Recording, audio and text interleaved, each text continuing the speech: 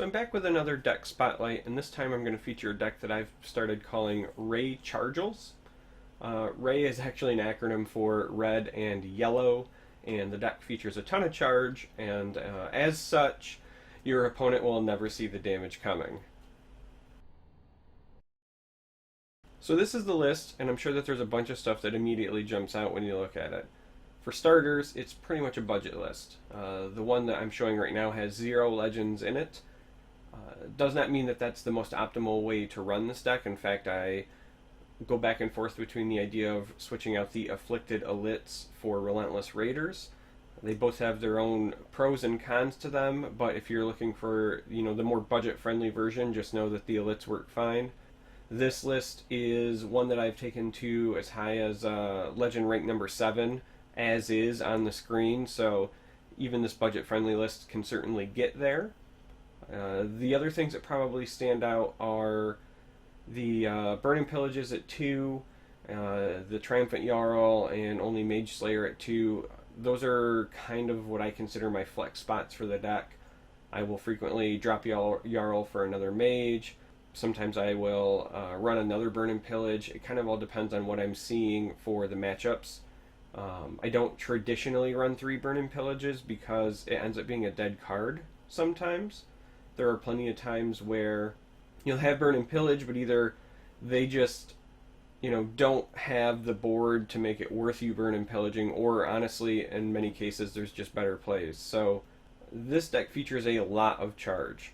The idea is to play guys and go. In my opinion, charge is probably the most powerful keyword of the ones available. I mean, there's some debate about prophecy and whether or not that is a keyword, and its swing on games. Like, I get that, but when you're talking about like the standard 7, right, like the stuff that you would get from a Munda Stone, charge is really a big deal.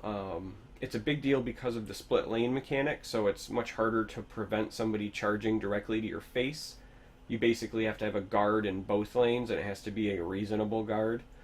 And charge also means that you get like instant priority on trades, so that can go a long way as well. Not that I suggest trading much with this deck, it's really meant to go face, but it is important to know. So what is the core of the deck? Well, the core is basically run as many creatures as possible that have charge, and as many ways as possible to make them bigger, right? So, we're running 5th Legion Trainer, and we're very heavy strength, so Northwind Outpost was an include, Divine Fervor, and Orc Clan Captain, and a bunch of other options that kind of supplement that, right? So you combine that with all of the charge minions, and you get a pretty potent combo where, your Nord Firebrands might drop and swing for 4 a piece, right? Like, if you can turn Raiding Party into something that does 2 damage,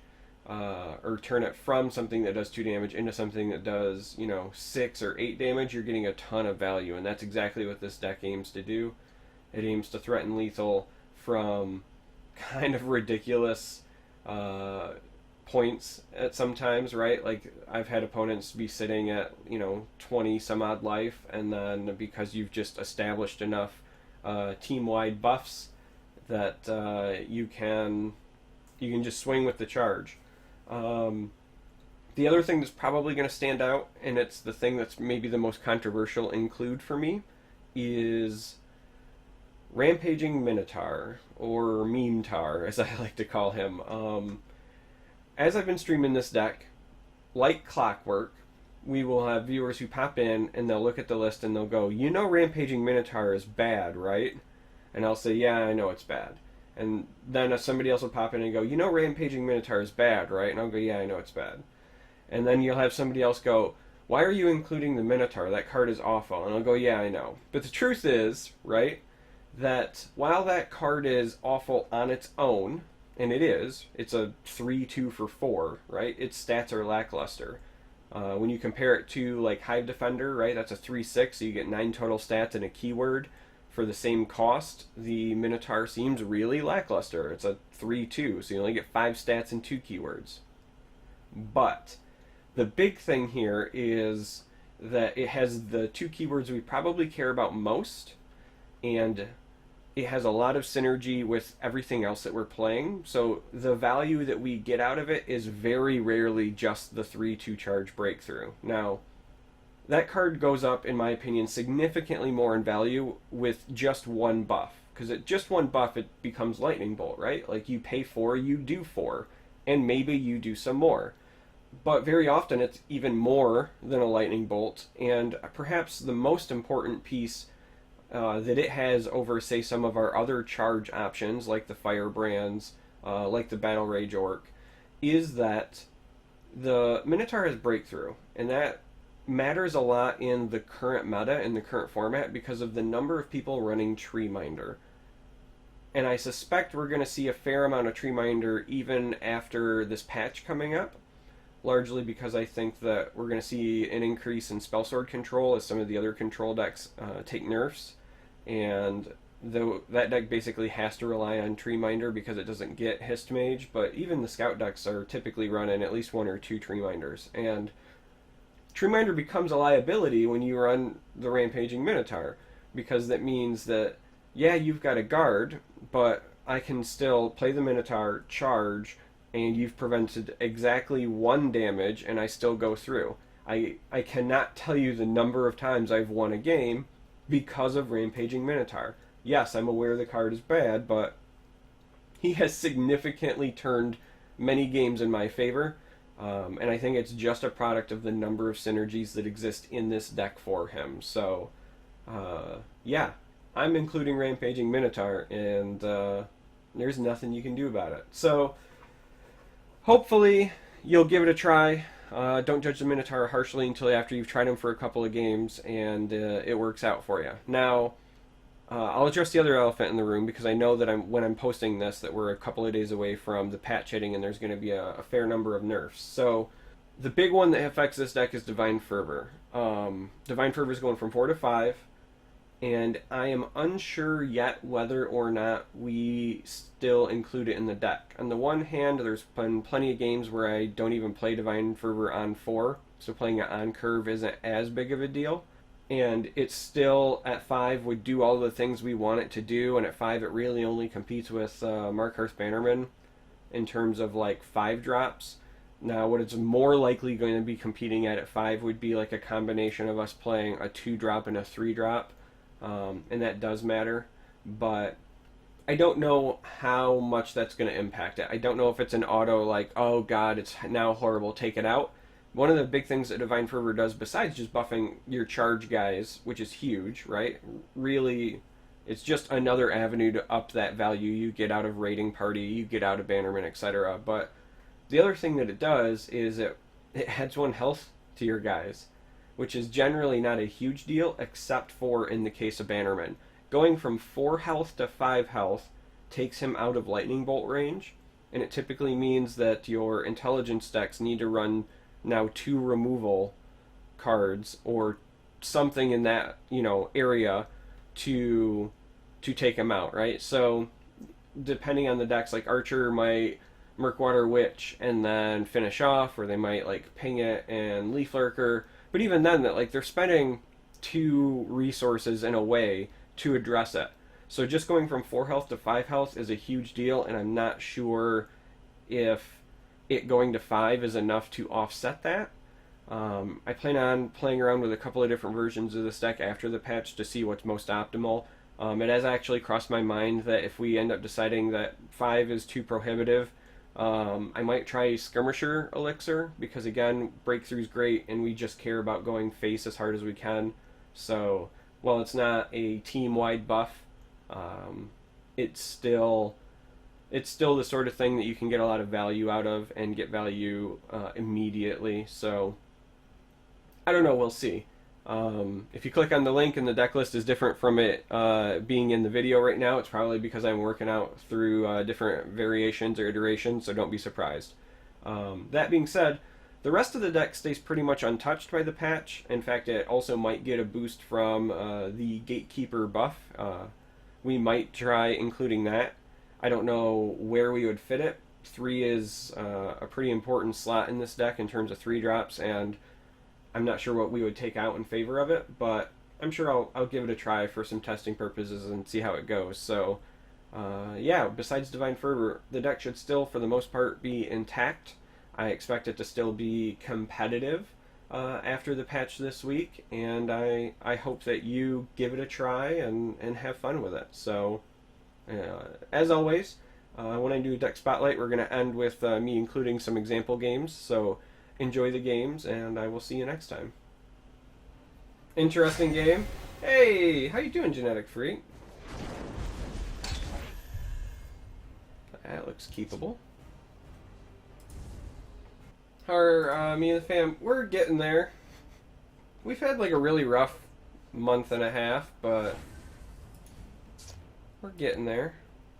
Time to Yeah, I think we do it. Because even if we outpost next turn, it would still, like, if he drops Fighters Guild Recruit here, it still trades with that, so. What have we here?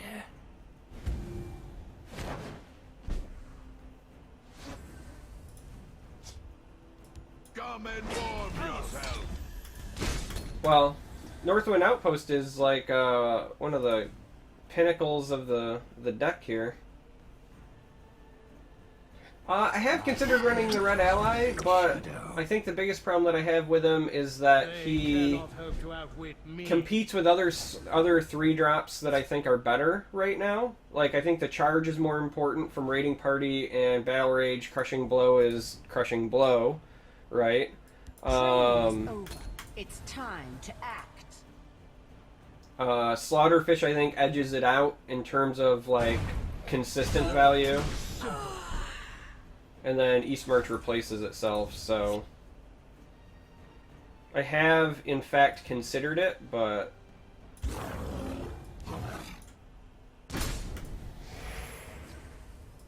I think he competes too much with the other 3 slots. If I was going to switch it for something, it'd probably be Slaughterfish, but hey, look! The breakthrough matters, gang. This day will be mine. Too simple.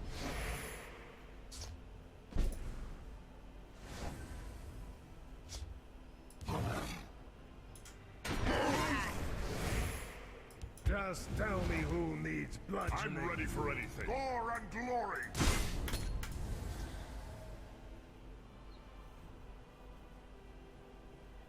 I'm doing a decent job so far. That's gonna hurt. Confound you. All too simple.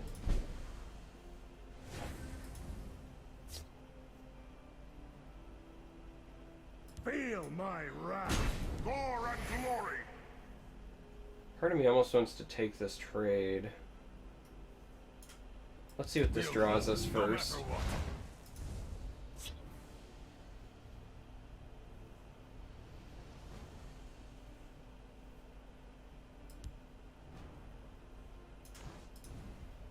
Gore and glory. Just because then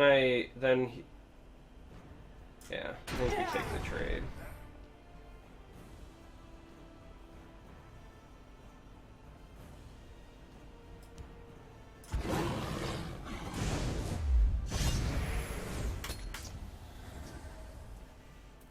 Yeah, breakthrough creatures matter, man. It's just so funny how nightly I catch crap about running Minotaur, and it continues to be good for me. That's unfortunate. That's what we were trying to fight against. That's very fortunate, though. All right. What have we here? Mother of Mud. The waters of life.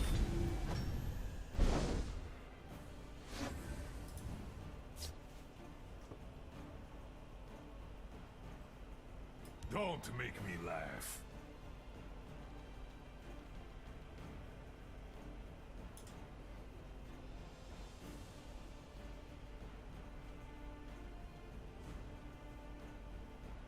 If I just sacrifice this, I can push 9 this turn.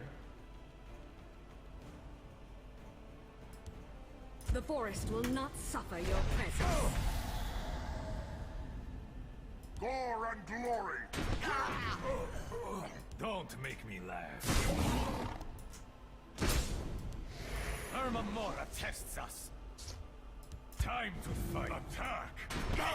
Time to fight. Fires of all do evil. Yeah, that's the right play. Why not kill the raiding party? Also fair question, I guess. Just save the burst. Yeah, I cheated myself out of a damage there. You're right, McGainsville. It's good because it's another creature in a deck that wants charge. That is 100% of it. Oh. If we had one more Magico, we had lethal.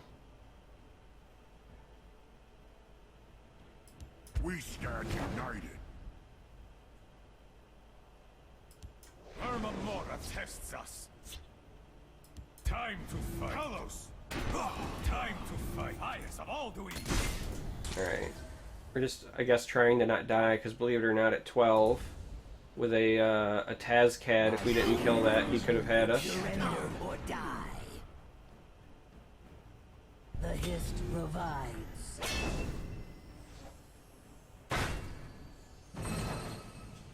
That's a good sign.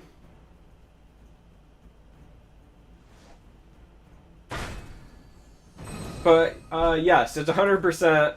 It's just another creature with charge in a deck that wants lots of charge. So you like right now.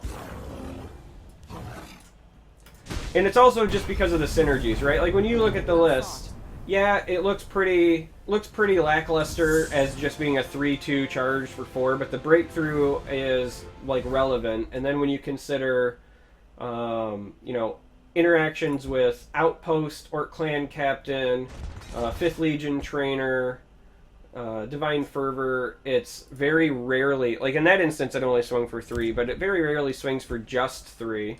And when it does swing for 3, sometimes 3 is enough. So, but yeah, mostly this is like a maximum charge list. The presence of 2 lanes in this game I think makes charge more valuable than say like in Hearthstone or other games, because if they try to guard up one lane, you can just go around it for the most part, and then the breakthrough and the Earthbone spinners kind of let you go through. Yeah, if Gladiator's Arena was actually Sulfuric Vortex, I would run it in almost every strength deck that I have, I think.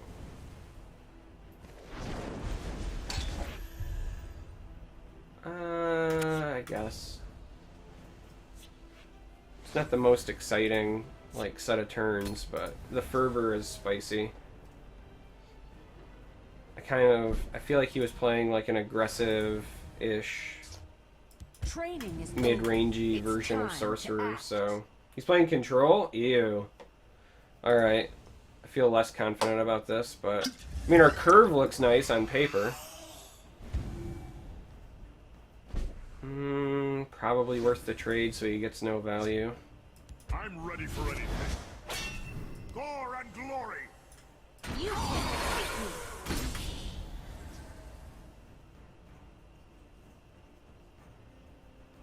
By the 8th, they will meet their makers.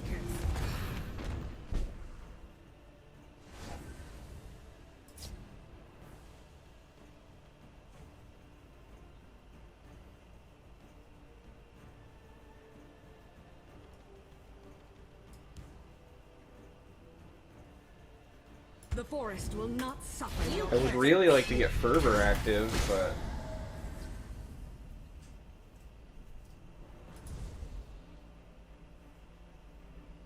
Last time I knew, I thought he was playing, like an aggressive, mid-rangey ward sorcerer, but maybe he is playing Control.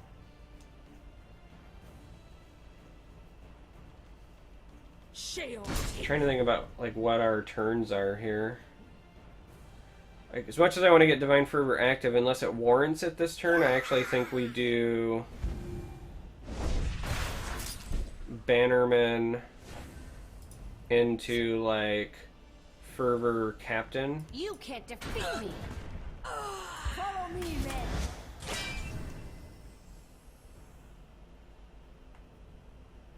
I keep a spare blade in my boot. Yeah. I was gonna say, he's got a lightning bolt, right? Chimera, guide us!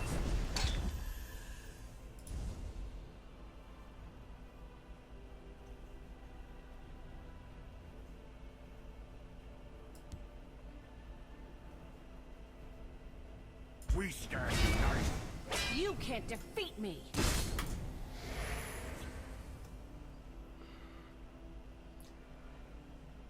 Yeah, fervor there theoretically saves spinner. Fervor also meant potentially that we wouldn't have lost the bannerman, but I think the biggest problem is just that we're kind of getting our ass kicked in value here. By dawn and dusk, I move as a shadow. Chimera, guide us! You can't defeat me. We will push them back.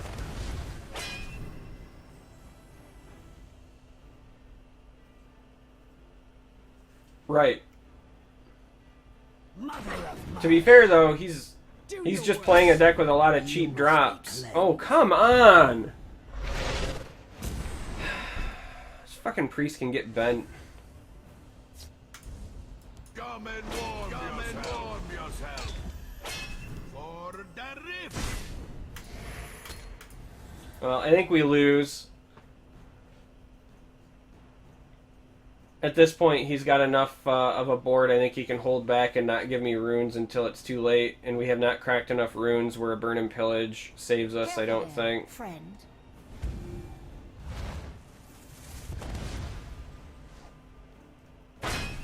Yep. Now burn and pillage doesn't save us anyways. GG. I was gonna say, there's like literally no reason for you to attack, dude.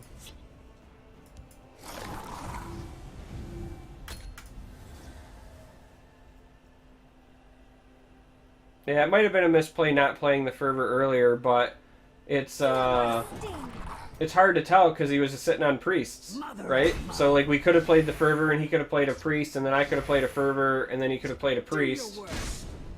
Mother of mud. I don't think there's any way that we Your get blood will spill. enough here, right? Elements, I summon thee. Like we'd have to come up with 13 damage somehow.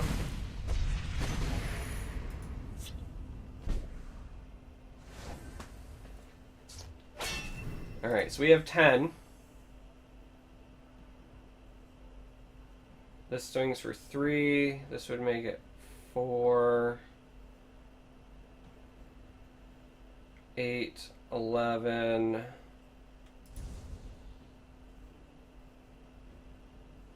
We might have enough. Chimera, guide us! We scarce united.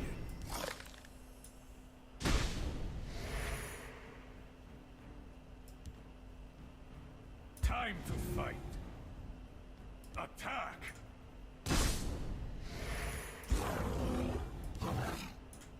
Woo! Hey, you guys remember when Minotaur was a bad card?